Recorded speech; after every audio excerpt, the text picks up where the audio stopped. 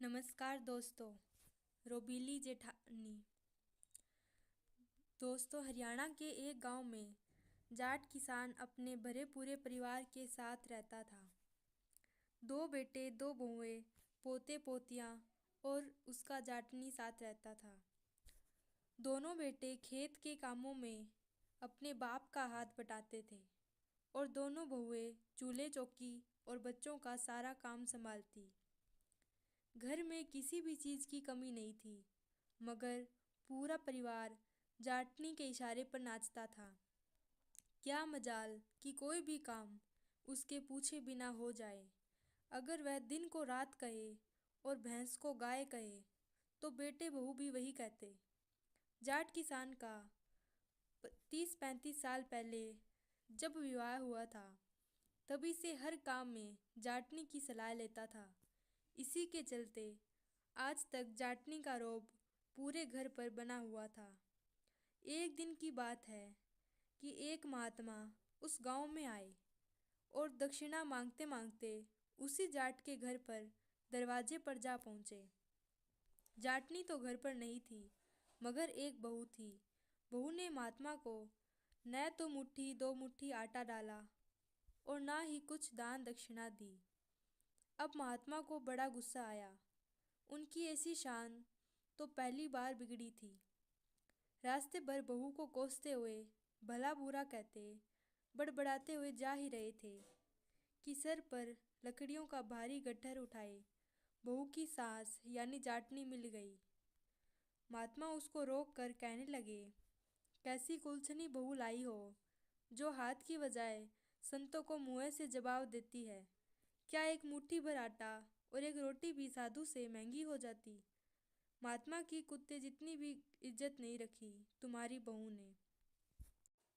मुँह के सामने ही साफ मना कर दिया और कहने लगी, मुक्तखोर साधुओं को देने के लिए आटा नहीं है। अब तो घर घर बहुओं का राज होने लगा है। थोड़े दिन बाद तो लगता है खुद भगवान भी भूखे मरने लगेंगे। महात्मा की बात सुनकर जाटनी आग बबूला हो गई। अविश्वास के भाव से पूछा, सच कह रहे हो महात्मा जी। महात्मा बोले, नहीं तो क्या मैं झूठ बोल रहा हूँ। लगता है अब इन बहुओं के कारण हमें भी झूठ बोलना सीखना पड़ेगा, फिर तो यह दुनिया जीने के काबिल न रहेगी। जाटनी कहने लगी, नहीं महाराज, अब अपने मुँह से ऐसी बात न कहिए, सुनने से भी पाप लगता है। चलिए मेरे साथ। बड़ी आई नवाबजादी, जीव न खींच लूँ तो मेरे नाम पर जूती रखना। खड़े खड़े देख क्या रहे हो, चलिए मेरे साथ। महात्मा ने जब सास का यह रंग ढंग देखा तो बड़ा ही खुश हुआ। बार बार मना करने पर भी उसके सर से लकड़ियों का गट्ठर अपने कंधे पर धरने के बाद ही वह उसके पीछे पीछे चलने लगा। सास गुस्से में तेज चलती हुई बहू को दनादन गालियां निकाल रही थी।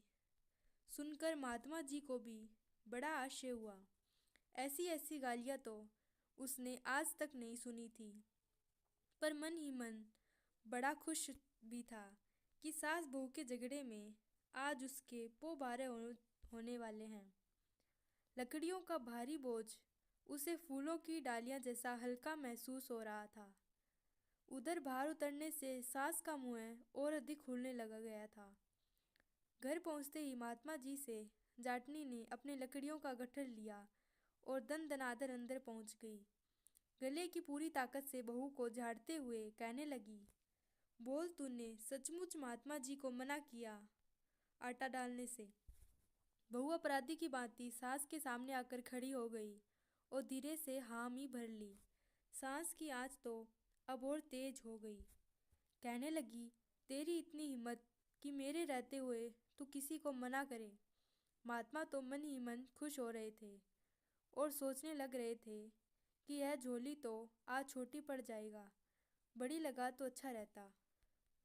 उन्हें क्या पता था कि सास इतनी भली है कि उबलते हांडी के ढक्कन की तरह ही है। सास बाहर आई, मगर खाली हाथ।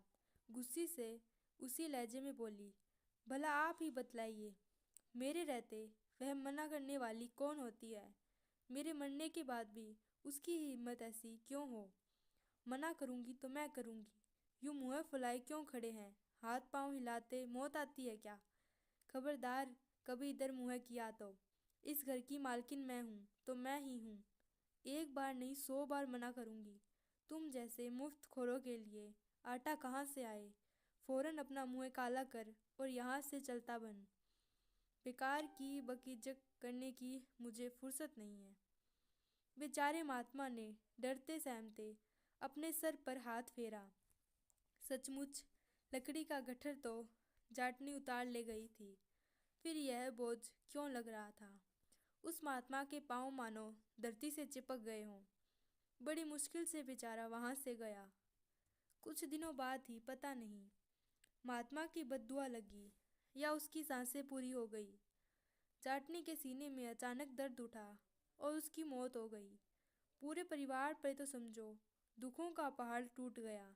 घर चाहे हर चीज से भरा हो, मगर जाटनी की कमी जाट को अब पूरी तरह से खटक रही थी।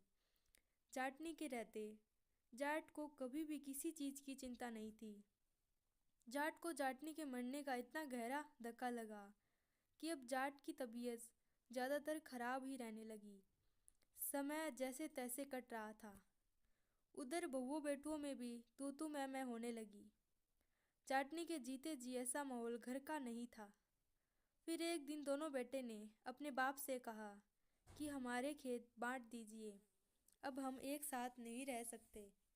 यह सुनकर अब तो जाट भगवान से मौत मांगने लगा। हे भगवान, ऐसा दिन देखने से पहले मुझे उठा ले। पड़ोस के 2-4 बड़े बुजुर्गों ने जाट किसान के खेतों के और घर के 2 हिस्से कर दिए। बूढ़ा जाट अब 1 महीने बड़े बेटे के पास रहता और 1 महीने छोटे बेटे के पास रहता। रह रहकर उसे अपनी घरवाली याद आती थी और छिप छिप कर वह आंसू बहाता।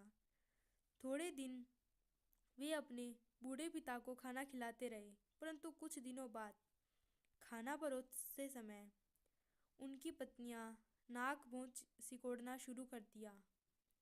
इस बूढ़े को तो दिन भर बैठा बैठा खाट तोड़ता है और रोटियां हजम करता है। बहुओं के ताने को सुनने के अलावा अब जाट के पास कोई दूसरा चारा नहीं था। वह चुप रहकर सब कुछ सहता। एक दिन दोपहर हो गई, किसी ने उसे खाना नहीं दिया। वह भूख से बिलबिलाता हुआ बोला, बेटा खाना दे दो। बहू जल्दी से बाहर आई और कहने लगी, आज खाना नहीं मना है, शाम को ही खा लेना। बहू का ऐसा रूखा जवाब सुनकर वह अपनी दूसरी बहू के पास गया और उससे खाना मांगा।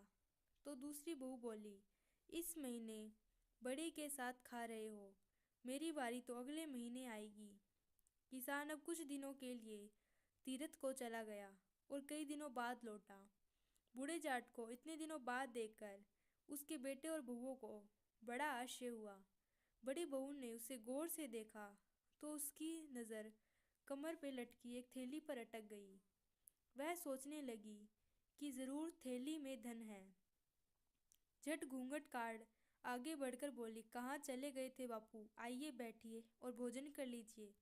छोटी बहू ने जब ये सुना तो उसे बड़ी तसल्ली हुई। वह सोचने लगी कि अच्छा हुआ मेरे घर आकर नहीं बैठे, वरना कौन करता इस बूढ़े की सेवा। छोटे बेटे की नज़र थैली पर कुछ देर से पड़ी।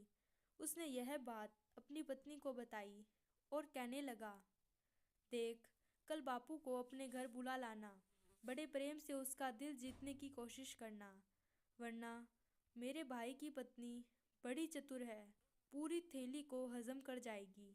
अब दोनों बेटे और बहुएं बूढ़े जाट की सेवा करने लग गए। दोनों बहुएं खाने पीने का ध्यान रखने लगी। बूढ़ा उस थैली को कभी भी अपनी कमर से अलग नहीं रहने देता, सोते समय भी अपने तन से चिपकाए रखता था। उसके बेटे और बहू की नज़र सदा ही उस पोटली पर अटकी रहती। एक दिन ऐसा आया कि बूढ़ा जाट स्वर्ग सिधार गया। किसी को बाप के मरने पर गम नहीं था, परंतु दोनों बेटों को थैली खोलने की जल्दी पड़ी थी जो मरे बूढ़े की कमर से बंधी हुई थी। बड़े भाई ने थैली खोलनी चाहिए तो छोटा भाई बिगड़ पड़ा। दोनों भाई ने अपने अपने ढंग से थैली पर हक जताने लग गए। पड़ोस वालों ने जब ये जोर सुना तो वो वहाँ पर आ गए। उन्होंने उन्हें लड़ने से रोका और कहा कि थैली के धन को तुम आधा आधा बांट लो, लड़ क्यों रहे हो। गांव के सरपंच ने जब थैली को खोला तो दंग रह गए। उसमें मिट्टी, कंकड़, छोटे छोटे टुकड़े भरे थे। दोनों भाई और उनकी पत्नियां गांव वालों के समय मुंह लटकाने खड़े हो गए और थैली में भरे उन कंकड़ पत्थरों को देख रहे थे। तभी गांव का मुखिया बोला, मूर्खों, तुम्हारा पिता एक अच्छा इंसान था, परंतु तुम्हारे दुर्व्यवहार ने उसे यह कपट भरी थैली बांधने को मजबूर कर दिया। तुमने जो बुरा व्यवहार उसके साथ किया था उसका फल तुम्हें ज़रूर मिलेगा। उठो और अपने पिता के अंतिम संस्कार की तैयारी करो। दोस्तों, यह कहानी अगर आपको पसंद आई हो तो लाइक का बटन दबाकर हमें उत्साहित करें और अपने जानने वालों को शेयर करें। इसी प्रकार की नई कहानी सुनने के लिए इस चैनल को सब्सक्राइब ज़रूर करें। धन्यवाद।